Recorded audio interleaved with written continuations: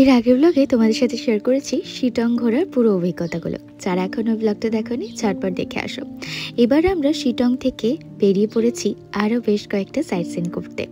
আমরা তো যাব আরও একটা ডেস্টিনেশনে। তার আগে যে জায়গাটা ঘুরে দেখব সেটা হচ্ছে এই পাহাড়ি ছোট্ট গ্রাম মংপু।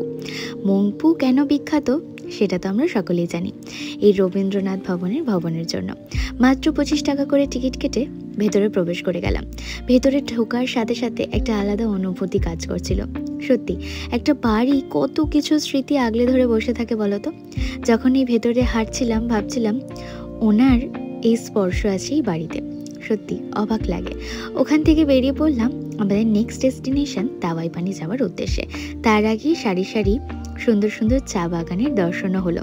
আর এই প্রথমবার দেখলাম চা গাছে ফুল।